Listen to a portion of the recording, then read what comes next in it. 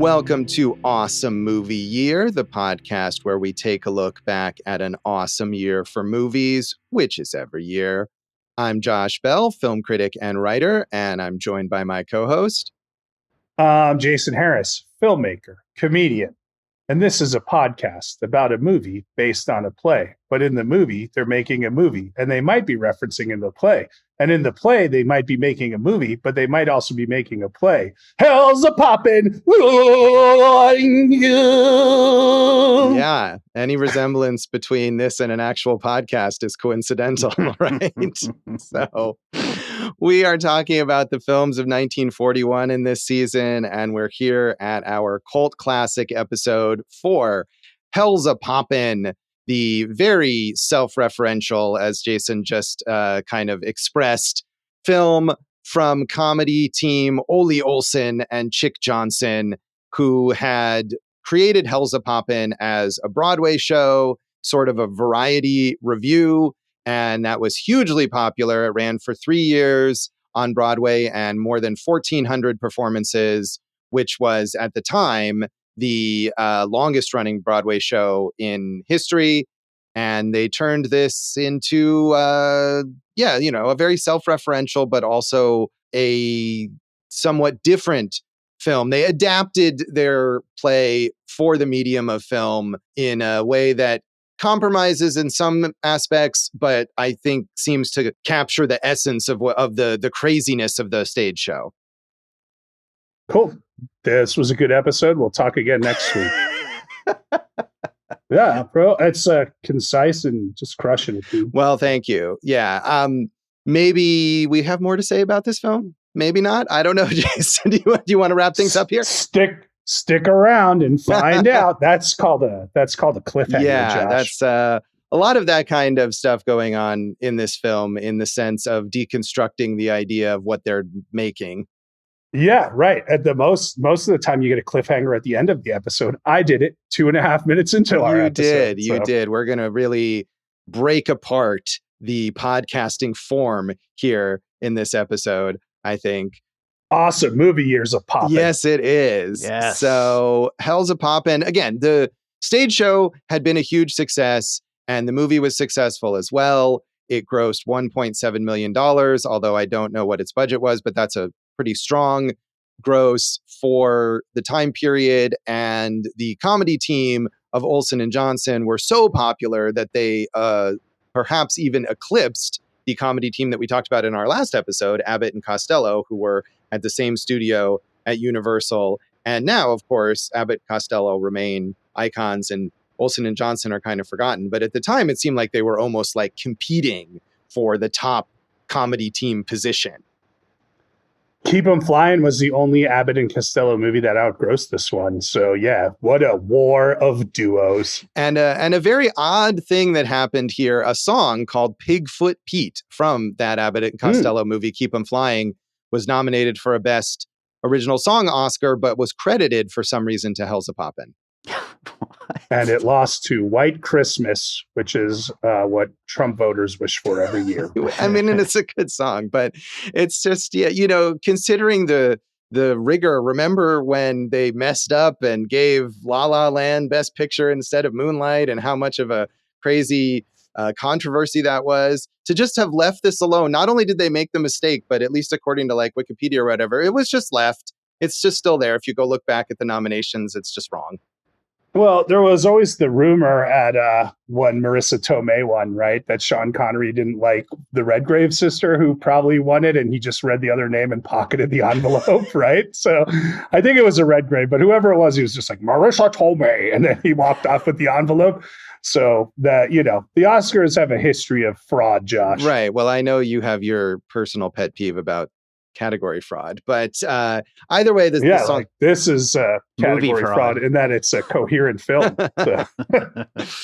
Yeah. Although at one time, most of the Broadway cast was meant to be in this film, the result was only Olsen and Johnson, as well as Johnson's wife, Catherine, who plays a very small part of the woman who is yelling for her husband, Oscar, periodically through the film. And the Lindy Hop troupe, Whitey's Lindy Hoppers, are the only performers in the film who carried over from the Broadway show. But a lot of the people who ended up in the movie are still longtime vaudeville performers like Olsen and Johnson were. I mean, they had this stage act before coming to Broadway. They had honed all of their act in vaudeville, much like Abbott and Costello did, and they had a lot of familiar bits that people were anticipating seeing in this film that they had seen maybe on stage, whether it was on Broadway or before that. Again, much like Abbott and Costello. Do you think we should start a comedy duo? Maybe we call ourselves Nerd Face and Chubby or something like that. Way to insult both of us. Good job. Well, I mean, it's a duo. You know, you got to be a little, self-deprecating. I guess. Do I get a name as the guest star or something? Jew. All right. Okay, you're just making it worse. We're all Jewish. We could say it. So, I feel like most of these duos are just named after their names. Yeah, I guess so. Well, I'm trying to play with the form here, Josh. Yes, Jason innovating in so many ways in this episode. I mean, I'll be Nerd Face if we want to switch it around. I feel like no one should be that. Let's not at all do that. So, Josh, you're a handsome man, and any lady or fella would be lucky to have you. So kind of you. Thank you for that. So, this film was directed by H.C. Potter, and much like the innovation of the stage show, which involved lots of audience interaction and breaking the fourth wall and plants in the audience who would suddenly, start interacting with the show in the middle of the show. The movie tries to play with the cinematic format in that way, and it does a lot of it, but the studio was nervous about some of that stuff, and so they added in the scenes that we have here featuring Shemp Howard, future Three Stooge, of second time talking about him this season. Exactly. Oh, yeah. He popped up briefly in Hold That Ghost, the Abbott and Costello movie we talked about. He has a more substantial role here. And all the bits with Olsen and Johnson talking to the projectionist were meant to simply be understood as the projectionist in the theater you were in seeing the movie. But the studio felt like that was unclear. So they added those scenes with Shemp, which were directed by Edward F. Klein, another a legendary comedy director. Yeah. I'm feeling very megalopolisly hearing yes. about this. Do you think those Shemp scenes added to the movie? I mean, they were fine. I feel like it could have been fine without them. They didn't, to me, seem noticeably like lower quality than everything around them. And it also felt like even if it was added later, it fit in with what they were doing. Well, yeah, because it's an interstitial, right? So you can cut to and from it. Do you think it would have been better if it was curly? I feel like any of the Stooges would have been okay there. But no, I think what it would have been better is like you were referencing with Megalopolis, if much like they did that and the poor people in the theater employees had to pretend to interact with Adam Driver in that film, they should have gotten every projectionist in every theater where they showed Hellzapoppin to interact with Olsen and Johnson. I'm not going to lie. If they had done it in Vegas, I wanted that gig of the plant in the Megalopolis audience. Yeah, they kind of dropped the ball on that. I think Dave and I both saw it at like an early screening where they hired somebody to do it, but then they didn't bother when it actually opened for general audiences. Yeah. We get it. You guys are Film Society cucks. I'm just the loser who had to sneak into it at a film festival instead of seeing one of the movies that I was actually there for. It's pretty underwhelming anyway to experience the live version of one person saying one line. But this could have been a lot more extensive if they had done that. It's yeah. I mean, look, they played with form in a lot of ways, and if nothing else, you got to give them that, Josh. You do, and I know you really are not going to give them anything else. But I'm going to give them a good talking to, good piece of my mind. Yeah. Josh, so these guys were very popular. Again, the stage show incredibly popular, the movie popular, but they were lowbrow compared to what people mostly saw on Broadway. And critics were not necessarily always into them. In the New York Times, TS, which is their abbreviated byline that I could not find the actual name of the guy. But TS seemingly was not a fan either of the film or of the stage show. He said, "Those who finally recovered their hearing after the Broadway Hellzapoppin probably will lose it all over again at the Rivoli Theater, where the film version went off with a loud report yesterday." And like all large explosions, it has left nothing but a shambles on the screen, with little rags and bits of old vaudeville gags smoking among the wreckage. For with the true instinct of performers at a convention brawl, those Katzenjammer boys, Olsen and Johnson, know that a sudden noise can sometimes cover a dull joke. Hellzapoppin is full of sudden noises. It is also chock full of an anarchic collection of unfunny gags. It is not only insane, it is labored. Olsen and Johnson are all too present, and they are hardly apt to engender a friendly mood.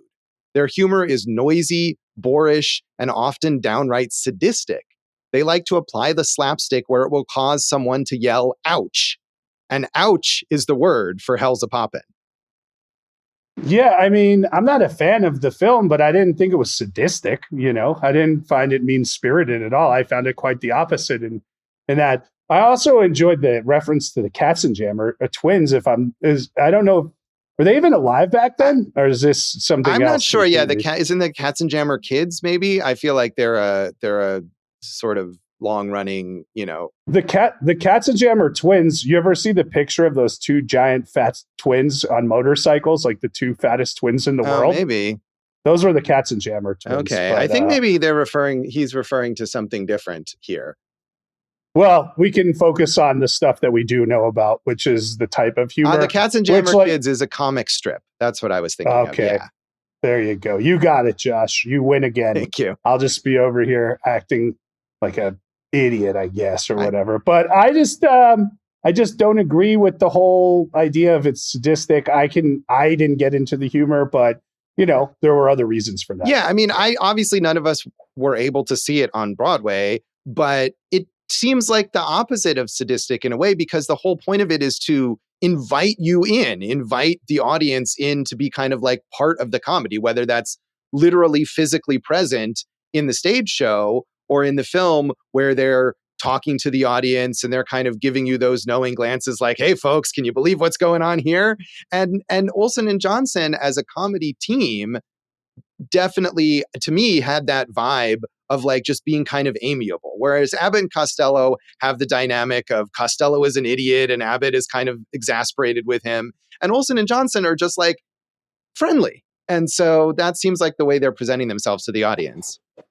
Yeah, I think you make a good point in the idea of like they're constantly talking, breaking the fourth wall and like, couldn't you believe that fella? That type of thing. So I agree with you. Again, it just didn't work for me, but I don't necessarily agree with that take on it. I have no opinion on the Katzenjammer Kids, though, Josh. But the Katzenjammer twins, the motorcycle riders? Yeah, well, my dad was a twin, is a twin. His brother sadly died a few years ago, but they were big boys, and my grandpa always called them the Katzenjammer twins, so we have fond memories of that. So James Agee in Time Magazine likes the stage show, but kind of negatively compares it to that. He says, on celluloid, Hellzapoppin loses the frenetic quality it achieved on the stage. Lena still wanders through the set calling for Oscar. The little flower pot whose owner won't claim it still grows by stages into a gigantic tree. Homicide and suicide are amiably rampant. Gags rise and fall by the bushel. Some skits succeed, more fail. But Olsen and Johnson's ability to exude a kind of ectoplasm which engulfs a theater audience and makes it participate in the show is necessarily cut off when the show is confined to the screen. The stage show, a cross between a fire in a lunatic asylum and the third day at Gettysburg, becomes only a small Balkan war in the movies. Stripped of its unsurpassable insanity, the name for it is ham vaudeville. I have not seen the stage show, obviously, Josh. I wasn't watching Broadway shows from 38 to 41. But I can obviously see how that kind of sensory overload in a live setting could really be exciting. I mean, I perform in a lot of immersive things. Really, I'm just comparing myself to Olsen and Johnson. But I do agree, Josh, that this third act felt so long to me, like where it should have been the climax. I was just like, ugh. So I get it, the idea of it not translating from stage to screen in that way. Right. I mean, and I think especially this is the kind of thing where, of course, we can't experience the stage version. And so we only know the movie, as does everyone, who saw it past 1941. But so we can't compare it. But if you know what has been lost in translation, then, maybe this would seem like a lesser version of it. Well, I'll give you a great example of one that we have seen. We've covered the original Producers here. I love the Broadway version of the Producers. I think it's probably the best Broadway show I've ever seen. And they play with form and everything. And when that became the Producers, the musical on screen, it did not translate at all. It fell flat and was just, just didn't work. Right. Yeah. And we talked about that. And I never saw the stage version, but certainly seeing the original film version. I feel like you saw it with me out here. I don't think that I did, but I remember it played here, but I'm pretty sure I didn't see it. But well, then who was the nerd face I went with? You know so many nerd faces. Who could it have been? But I see what you're saying. And where sometimes, that's, I think, the thing with the Producers is that, like, right, they got the original Broadway stars, and a lot of what they're doing in the movie is meant to replicate what they did on stage. But in a movie, it fails. And I think that's what James Agee is kind of saying here, that on stage, this works. You do the same thing in a movie and it doesn't work. Although they're clearly, all the stuff with the love story, that's all added for the sake of the movie. And we get this self-referential thing of the director saying, like, look, you got to have a story. You got to have a romance because it's a movie. And none of that stuff was in the stage version. And so they do try to make it where the stage version is sort of a meta take on a Broadway show. This is a meta take on a Hollywood movie. Stage romances, don't get me started. Okay, you got a lot of experience with crooning to your co-star. Well, I was in a show with a girlfriend and we broke up and had to perform together for 6 nights a week. And that was an immersive. That was terrible. I might have hooked up with another comedian here or there, which is always stupid and ridiculous. So, like I said, don't get me started. All right, Josh. I won't. So finally, Variety, in their unbylined review, they were more positive. They said, here is good escapist comedy. And as such, probably a box office mop-up everywhere. The title is a natural in itself, and the laughs are plentiful enough in the madcap helter-skelter of corny hoke to rate the picture extended runs. There's the thinnest thread of a romantic story, but it's incidental to Olsen and Johnson's stage formula for Hellzapoppin. In fact, the picture's setup is such that the story is visually dragged in and constantly belittled by Olsen and Johnson, who are shown insisting that the film remain pure hells from the opening purgatory scene. Show's direction is fast, though the last 15 minutes or so are a decided letdown in comedy content. The laughs, though, are sufficient in the forefront of the film to compensate for that. I mean, I agree with half of that. Right. No, I mean, I'm with you in that the last, 15 minutes or so is a lot of, there's musical numbers throughout this, but I feel like the musical numbers earlier in the film are used more in the service of comedy, or they're kind of interrupted by comedy, and there's less of that in the finale, but there still is plenty of it.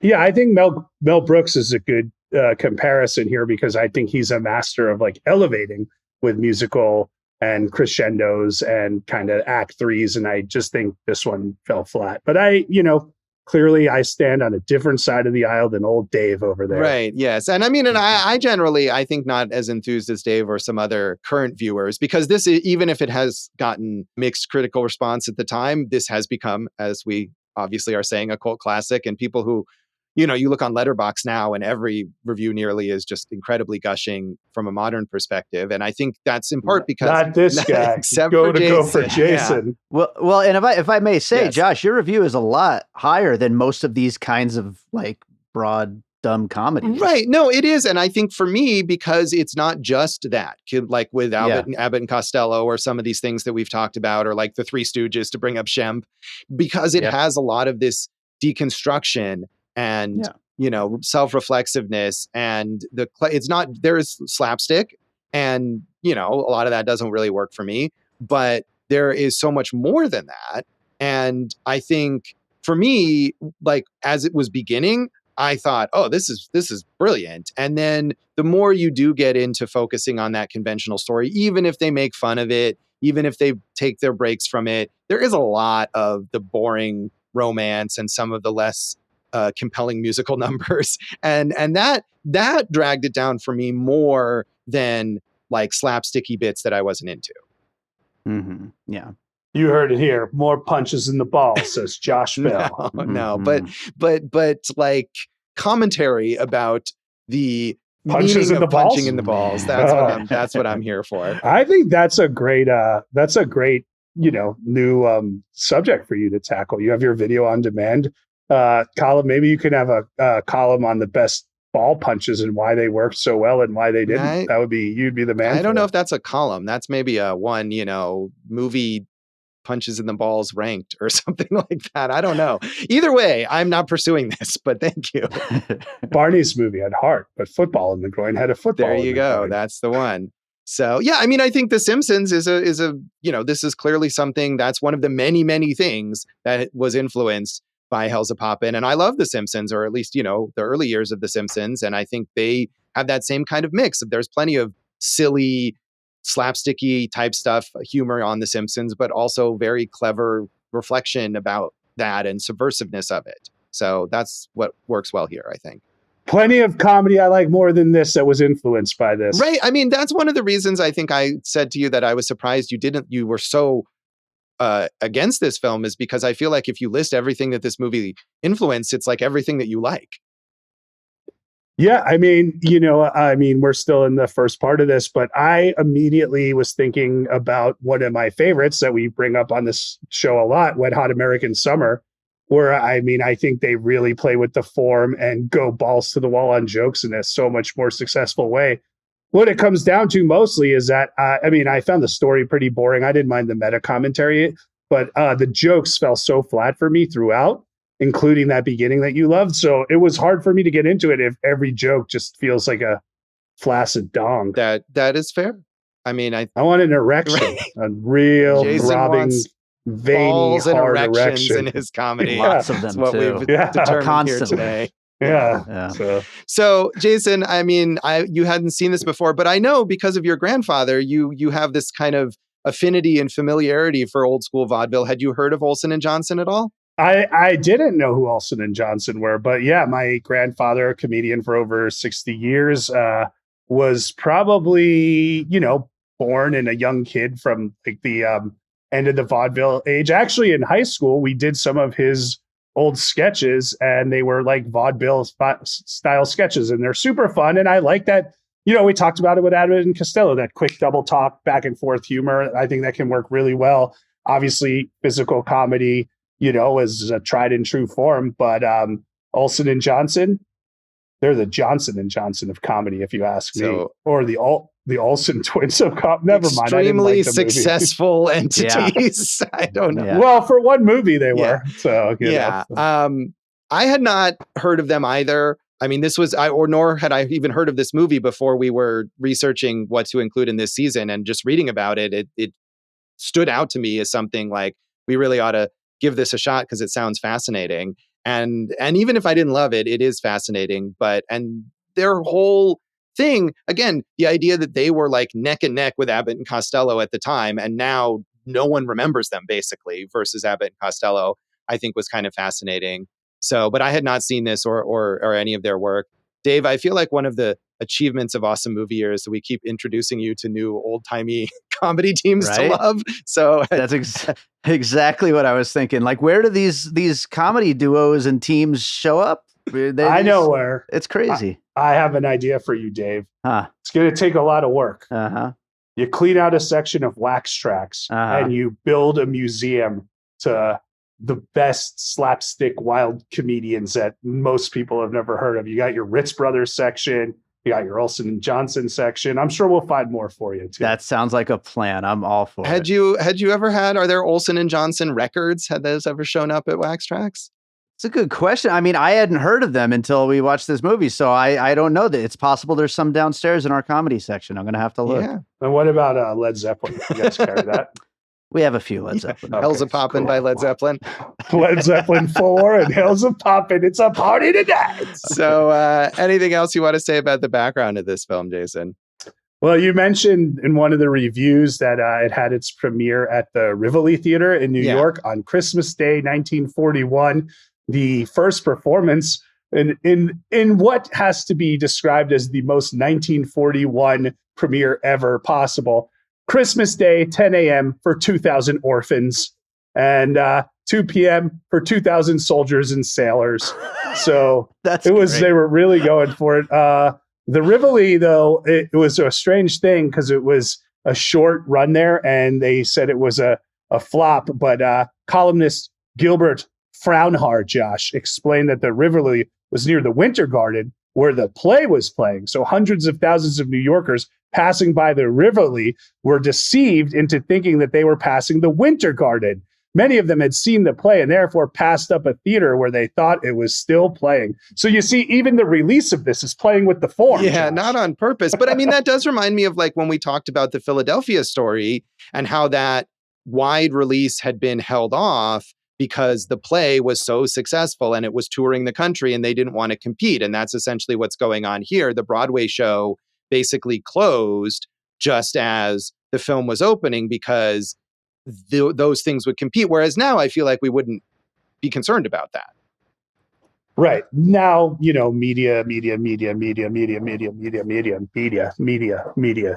So it's such an media, insightful Josh. comment you've made there. Well, Josh, I like to leave it open to interpretation. That's good. Much like this film. So we'll come back and talk more of our general thoughts on Hellzapoppin.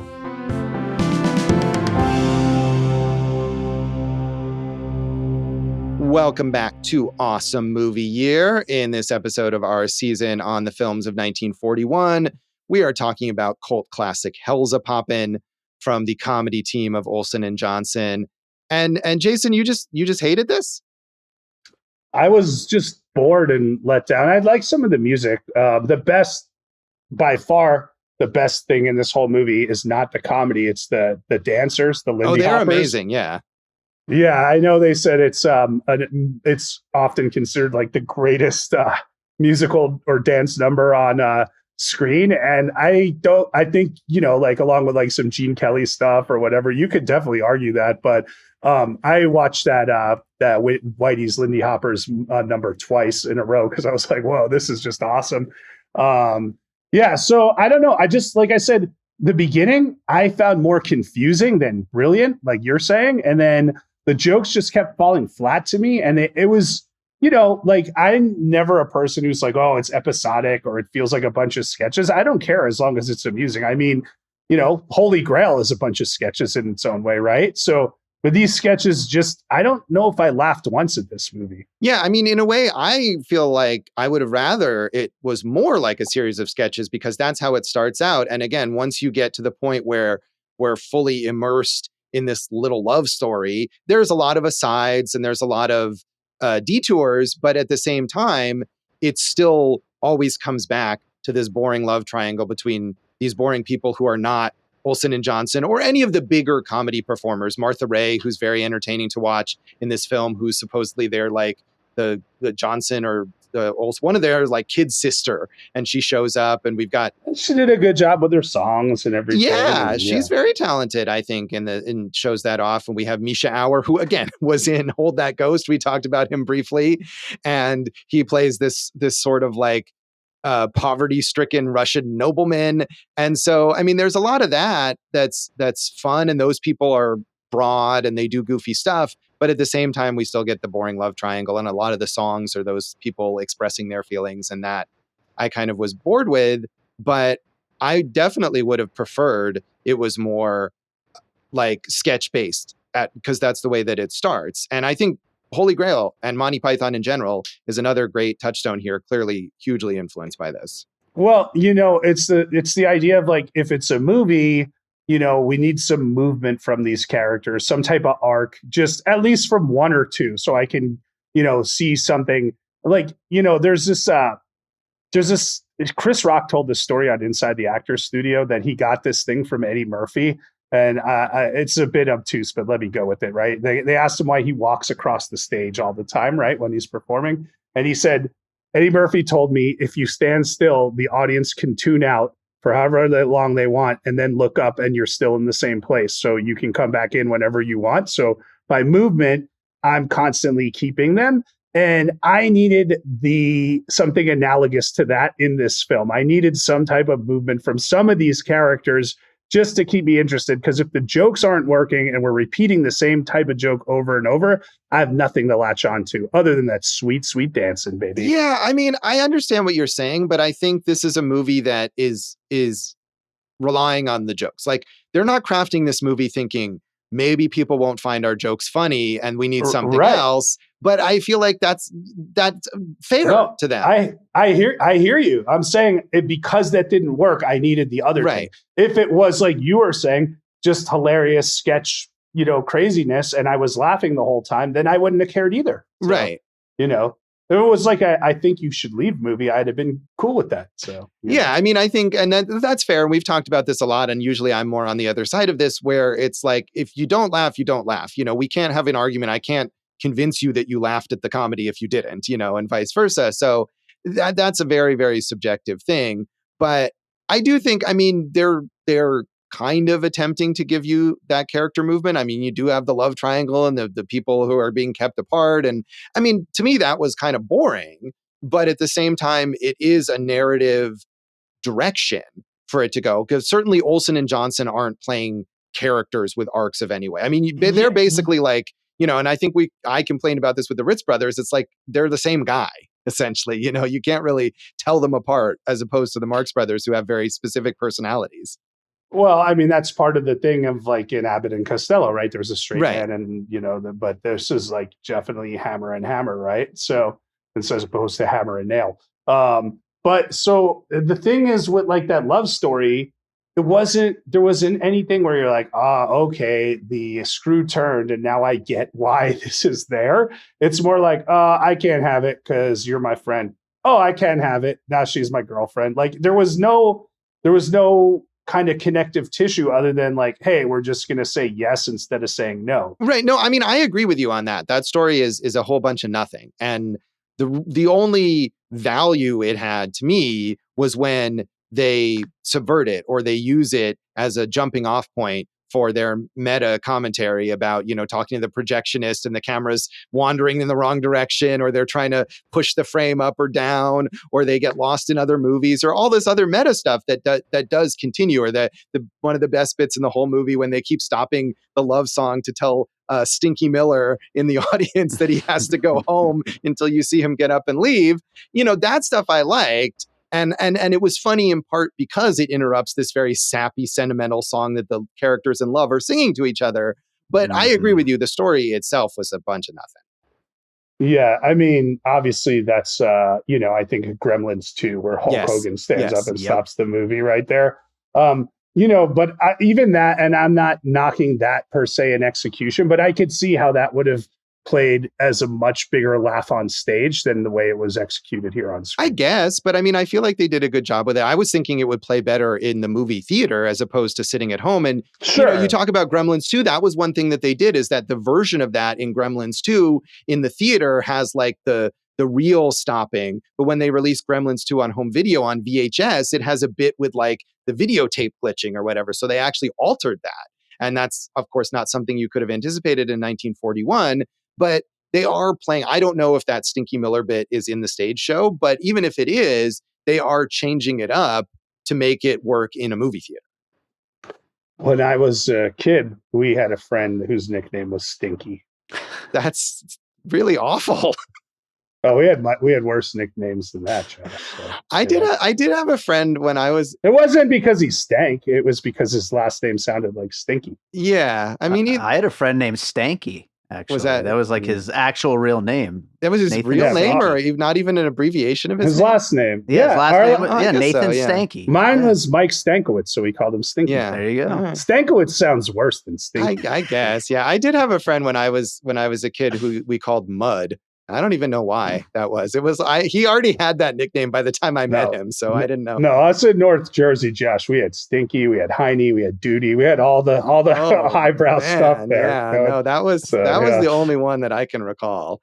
So yeah, but I guess. Did you ever have a nickname besides Nerd Face? That I hope we retire that nickname immediately. So no, thankfully not. I'm horrified at what kind of nickname young Jason would have saddled me with. That's awful. Young Jason was your biggest protector in high school. All those rich whites who were at your throat, I had your back the whole time. Okay. So. Yeah. Well, this is obviously before then, though, right? There were by the time we were in high school, I don't recall any of our high school classmates with horrible nicknames. No, there were nicknames, but maybe not horrible ones. No, they were just abbreviations of their name that were benign. Not clever. Yeah. So, but we can get back to the form and the jokes. But I don't think we've said enough about these dancers. Can we talk more about them? Oh, yeah, no, Josh? absolutely. I completely agree with you. They are amazing. And I think because there's a lot of musical numbers and there's a lot of other dance type stuff, there's like synchronized swimmers at one point, which is all solid. It's decent. But I think when that number started, I was like, okay, here's some more dancing, whatever. And as they go on and they're getting more and more like vigorous with it and they're kind of like tossing each other around, it was just like astounding. And the movie knows that, right? Because they're doing this and you see Olsen and Johnson and someone else who's with them, I forget which other character, and they kind of sneak up and they're spying on it and they're amazed and they're like, we gotta get them in the show or whatever. So yeah, absolutely. That was just amazing. Yeah, so I mean, we keep referencing other movies, not a dance number, but a great musical number where they're elevating that and giving that the real spotlight. I think of the Cab Calloway scene in the Blues Brothers, which we covered, which starts as, just kind of like the downtrodden poor character. And then, now he's in the white suit with the big band and they're all dressed in beautiful clothing and the audience goes crazy. And I think that was, like you're saying, a good way of elevating this and giving the dancers that moment was really the most effective thing for me in the film. Yeah, I mean, I don't know if it was the most effective for me, but it certainly is effective. And I think it captures what I imagine the Broadway show, because they were one of the few performers who actually carried over from the stage show. And I think the thing about that is it's a revue. Ultimately, it's a variety show, basically, is what it is on stage. There's the audience interaction, there's comedy bits, many of which are old vaudeville gags. And then there's a song, and then there's these dancers. And I think that's what the movie is trying to capture also. And that's very episodic. It's very sketch based. And that's why maybe they have to put the narrative in there. But that's also what it is. Like, there's nothing funny about that Lindy Hop scene, but there isn't meant to be. It's like, now we had some comedy. Now here's some awesome dancing. Well, I think that's the issue is like when I saw the awesome dancing, I wasn't like, this is not awesome dancing. But when I saw the comedy, I was like, this is not awesome comedy. But you bring up another point, the idea of making a movie a variety show, even in my mind, sounds so hard to do because, there's obviously in America a big history of variety shows on television, but stage is the right medium for a variety show. So I think maybe that's another reason I didn't connect with it. But I mean, look, I don't want to keep saying what I didn't like. Dave loved this movie. Yeah. He loved it. Yeah, Dave, so. What did you love? I loved everything about this movie. I mean, I do think that, the love story, like you guys have been talking about, is, certainly the least great part of it. But at the same time, I do think they're very purposefully kind of undercutting it, in a bunch of different places to kind of like in another meta way, comment on the, this is just kind of stuck in here just to add some story to it. But, you guys know I love slapstick stuff and I love meta stuff. And this is kind of the best of both worlds for both of those things. And I know the comedy didn't land for Jason, but a lot of the jokes did really land for me.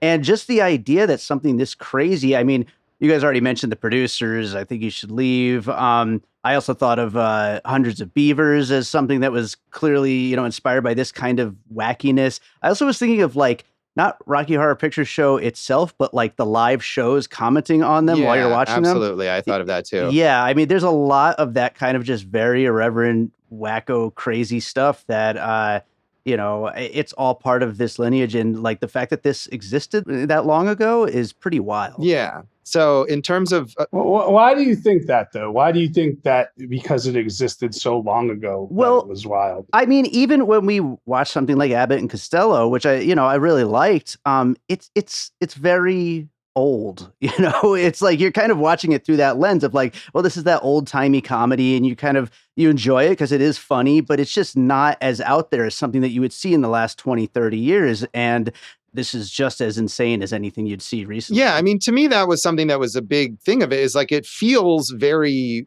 modern. It feels very fresh. It doesn't resemble anything else that I'm familiar with from 1940s comedy. Sure.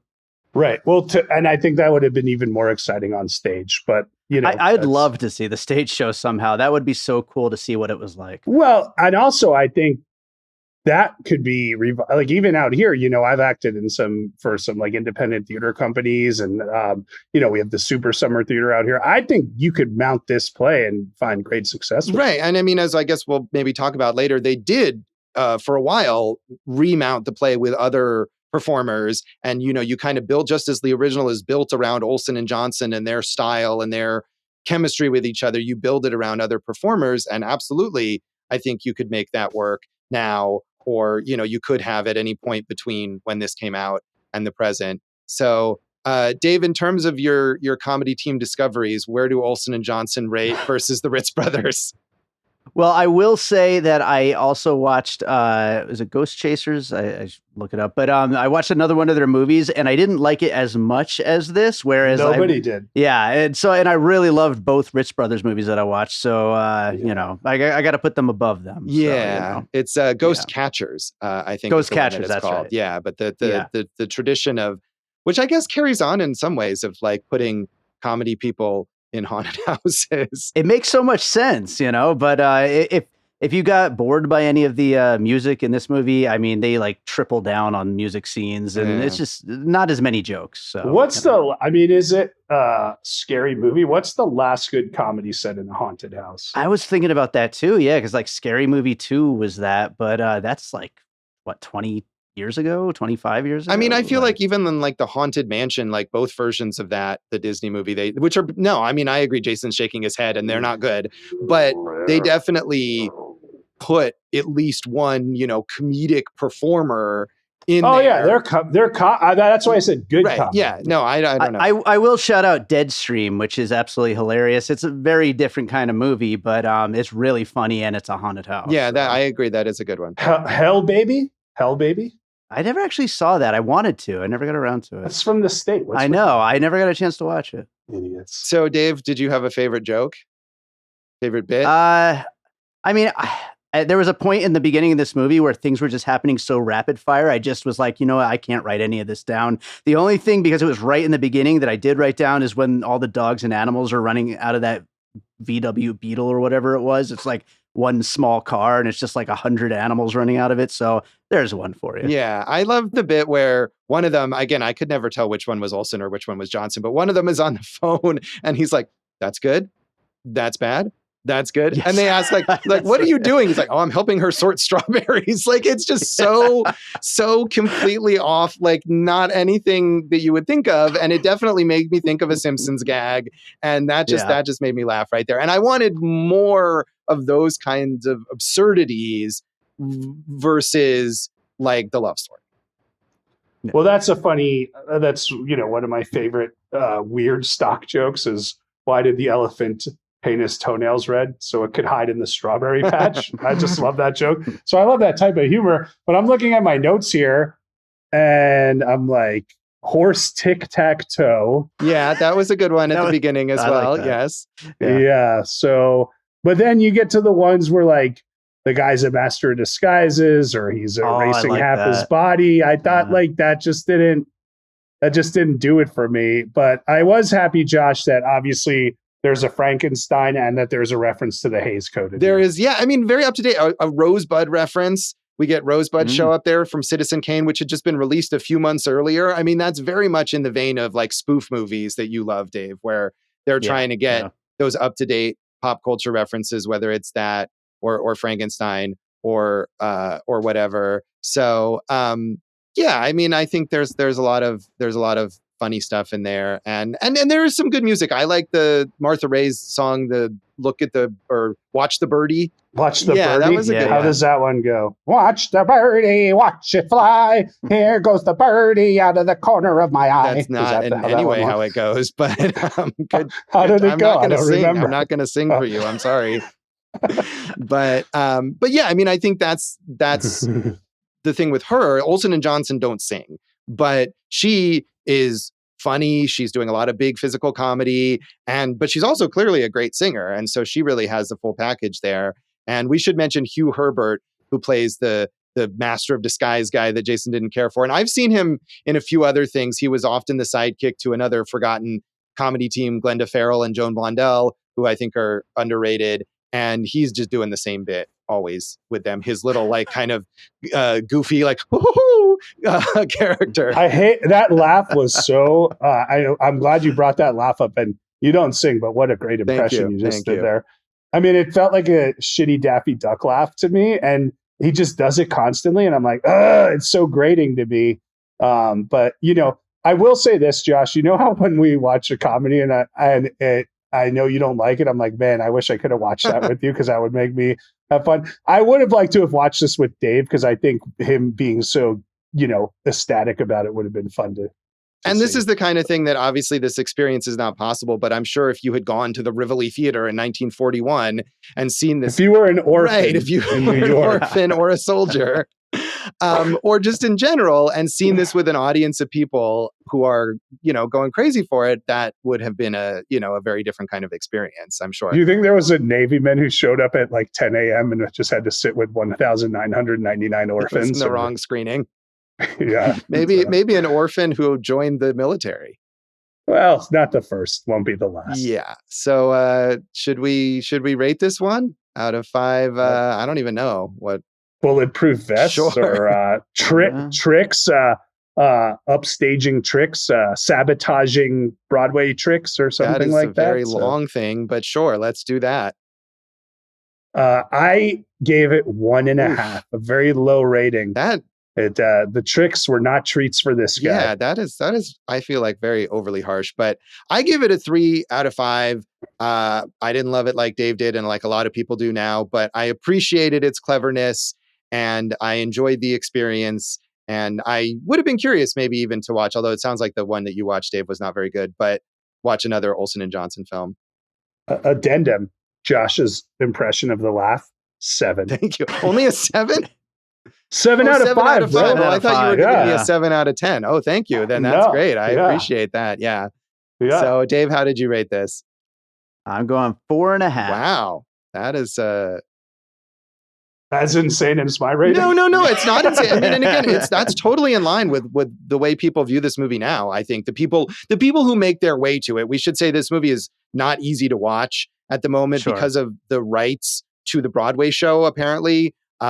Were purchased. It's all over the internet. Yeah, it is all over the internet, but you have to know to look for it. You're not going to stumble across this on the Criterion channel or something, or on Tubi or whatever. You have to be aware of it and search for it and find it. And so the people who are doing that are very much into it, I think. Tubi.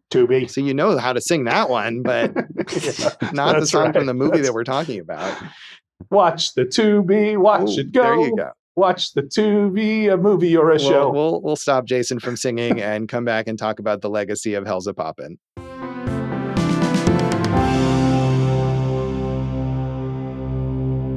Welcome back to Awesome Movie Year. In this episode of our season on the films of 1941, we are talking about Hellzapoppin, the cult classic from comedy team Olsen and Johnson. And as we mentioned, the Hellzapoppin stage show did continue in various formats, including without Olsen and Johnson. There were touring versions of it. It played extensively in Australia for some reason with various performers. There was a revival on TV in 1972. And most intriguingly, in 1976, there was a meant to be a major Broadway revival and TV version starring Jerry Lewis that fell apart because of conflicts, I think, between Lewis and the producer. But that would have been an interesting take on it. Flavin' boy. Yeah. The producer is Alexander H. Cohen, who said, I was an 18-year-old stage-struck college student when Hellzapoppin opened, and I studied it like a textbook. I saw it 19 times during its run on Broadway. So, as you said, he did do a remake of it with Soupy Sales and Will Be Able. Josh. And then there was a 1-hour ABC one in 1972 with Jack Cassidy, Ronnie Schnell, and Lynn Redgrave. And the Broadway remount was to star Redgrave and Jerry Lewis, but I gave him a schmuggins. More of a Professor Frink impression, really, than a Jerry Well, Lewis which is impression. clearly Yes, based on, yes, it is. But Josh, I wanted to give you a quote from the director, Potter here. Hey, Mr. Potter there, who said, by the way, who was using a lot of camera tricks and effects. He's directed stuff like The Adventures of Tom Sawyer. And he was an interesting guy. I did some research on him. He trained Labrador Retrievers. He opened a stage production office, and he wrote for the Baker Street Journal, which was dedicated to scholarly monographs about Sherlock Holmes. Could you do that, Josh? I have written a column about Sherlock Holmes film adaptations, but I'm sure I'm not scholarly enough for that journal. Oh, that's too bad. Potter, when he saw the finished product, which included those reshoots, said, a lot of the things that I had worked very hard on, innovations, were after I had left Universal, gone completely. I screamed and yelled, bloody hell, but there was nothing I could do about it. So I align with Potter on this one. I mean, I feel like there's a lot of innovations in here still. And I mean, there's a description on Wikipedia of the original ending where Olsen and Johnson attend the premiere of the movie and they try to put their handprints in cement outside the theater, and it sucks them down into hell. And I assume that doesn't exist. That would have made so much sense and would have been such a good bookend. I mean, but I think what there is a fine little gag, and I'm not sure what else is missing. I mean, mostly it seems like it was still... The end gag is terrible. It's a guy who gets shot and he's like, no big deal. I wear bulletproof vests when I'm on the movie set. And then he starts leaking water. It's like, come on, man. That's not I mean, good, it's another Josh. just bit of absurdity to end the movie on. So, but I don't know what else was taken out, right? All the information about the reshoots is about what was added with the scenes with Shemp as the projectionist. So I'm not sure if they took stuff out in order to do. I mean, it's a very short movie, so they might have taken some other things out. But I think there are plenty of those innovations in here. And like I said, the director of the reshoots, Edward F. Klein, is unlike H.C. Potter, who was a journeyman who did a lot of dramas and adventure movies and stuff like that. Klein is one of the most famous comedy directors of all time for working with Buster Keaton and W.C. Fields, and he directed 2 more Olsen and Johnson films. So it's not like they just brought in some random guy to do that. Yeah, he is. He's directed movies like My Little Chickadee and The Bank Heist there, and did the Spike Jonze and Buster Keaton TV shows. But the TV show that I want Dave to watch is the Olsen and Johnson show, Fireball Fun for All. I could just imagine how crazy it is with a title like that. So, Jason, who would you cast in a modern revival of Hellzapoppin? Well, that's a good question. Well, at the time of recording, I think at least I and Dave, and I don't know about you, Josh, but we're pretty excited for the Tim Robinson, Paul Rudd friendship movie coming out there. Oh, yeah. I think you would go, there's 2 options, right? You go with like that Jack Black, Kevin Hart style because it's on and on, or you go, I think it'd be more fun to do like Kristen Wiig and Vanessa Bayer or something like that. I would be all for that. I feel like, does it have to be an existing team? Like it could be, instead of them, like Tina Fey and Amy Poehler or something like that, people who have that dynamic already. But the issue with that is that, this is, like we said, there's no straight man, and Tina Fey is her straight man. So how does that work? It almost have to be like Amy Poehler and Molly Shannon, even though it's not the same team. Yeah. Or whatever. So. Yeah, you already brought up Tim Robinson, but Tim Robinson and Sam Richardson. They're great, and they'd be perfect. That's the right answer. I mean, I think any of these would, like, the concept of it. The point is that, like, it could easily be redone, but it sounds like that producer, like, tied up the rights, and there's still, I don't know, some issue with them. Here's my inspired choice. They're both very good at comedy, and they can play the meta version of it. John Cena and Batista. Hell yeah. Is right on brand for you. So I appreciate that. Olsen and Johnson, as we said, were very successful in vaudeville. They had a huge success on Broadway with this show.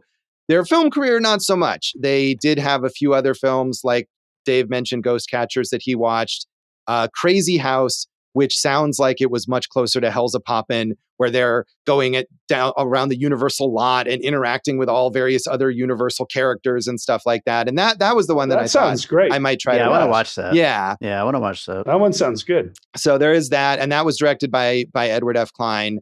See My Lawyer was their final Universal production. And even after their film career, which kind of failed to take off, they continued to tour, appear on stage, do TV appearances, that variety show, Jason, that you mentioned.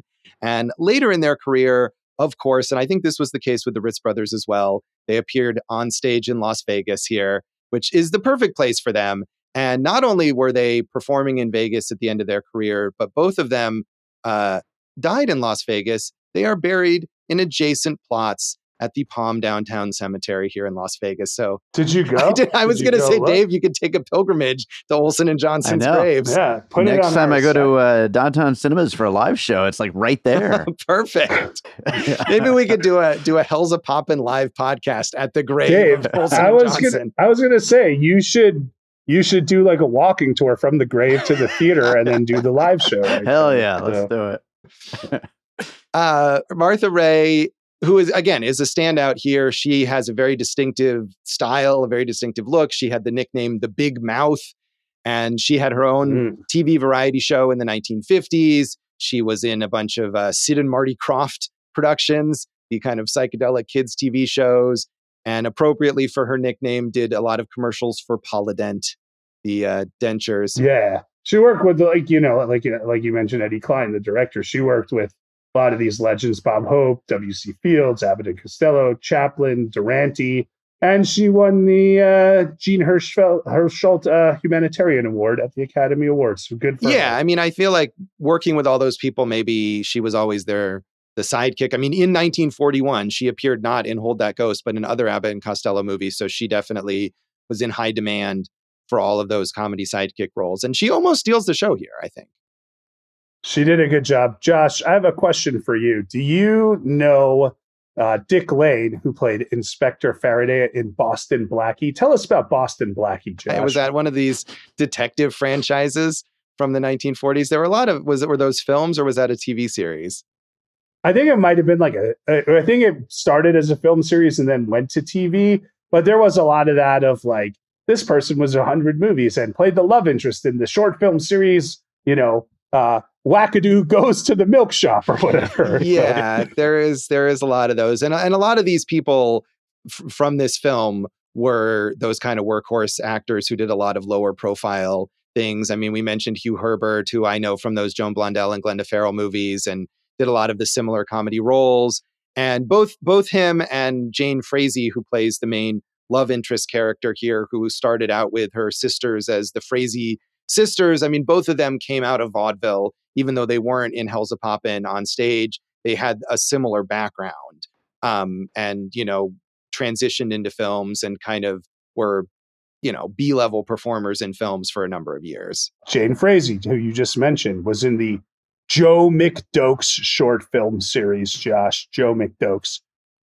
Yeah, something that we no longer remember. Something that they air on TCM as filler in between features. A lot of those things, I think. Lil Abner and Joe McDokes. All that kind of stuff. Josh, Slim and Slam, the musicians in that dance scene, are noted for their kind of novelty jazz songs. Slim came up with a vocalese singing and wordplay in constructed language called Vuto Rene, and Slam was a double bass player. Josh, what do you know about their great novelty jazz hit, the Flatfoot Floogie? I do not know anything about it, but I'm sure it's good. I mean, that's a Flatfoot Floogie with Floyd. Flatfoot. On the one hand, I bet you made that up, but on the other hand, no, it could be real. It is. I know it because of my grandparents used to sing it. They go, Flatfoot Floogie with Floyd. I bet it's better when they sing it, but that's the best I can do. That was all right. That was better than some of your other musical performances in this episode, which is a true variety show of a podcast episode.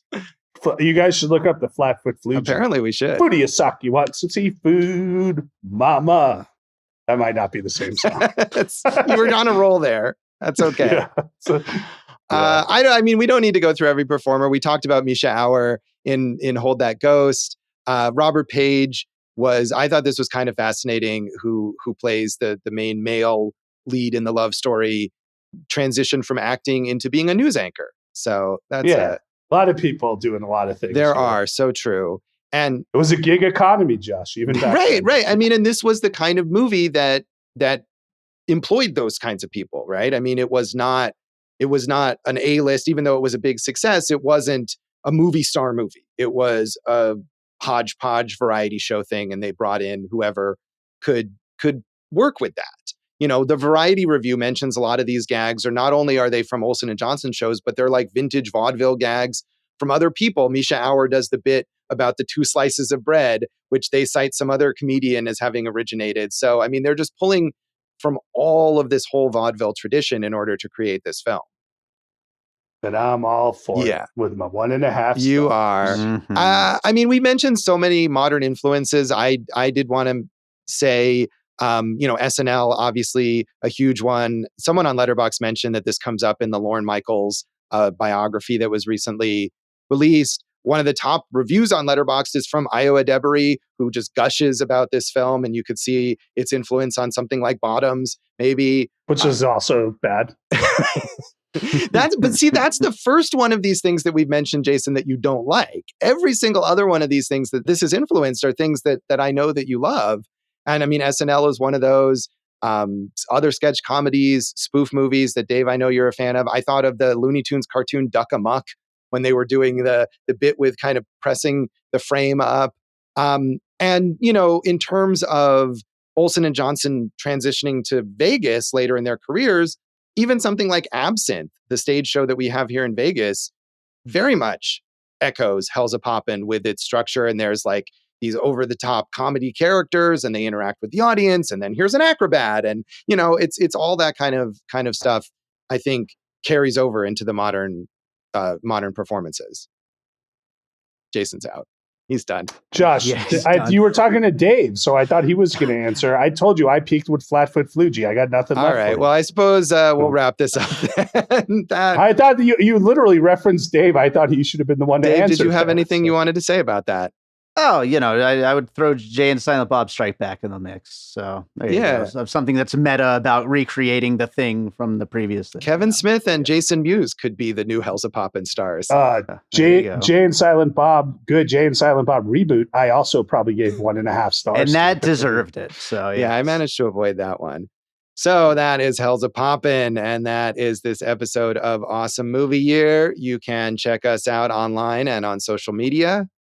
Find us on our site, nerdfaceandchubby.com, awesomemovieyear.com, Awesome Movie Year on Facebook and the Gram.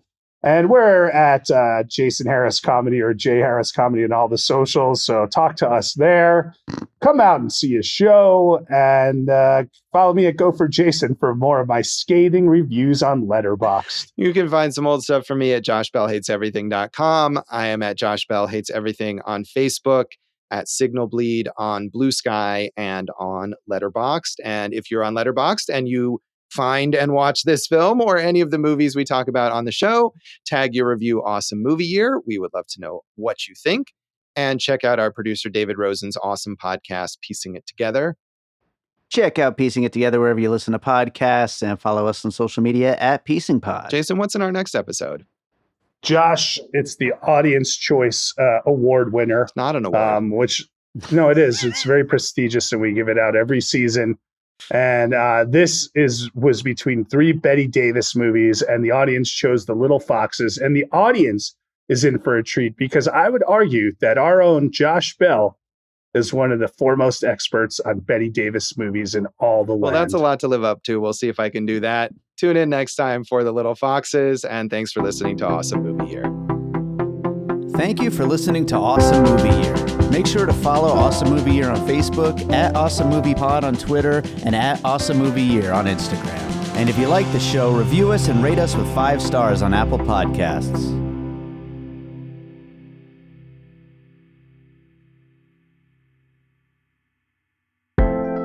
An All Points West production, produced by David Rosen in Las Vegas.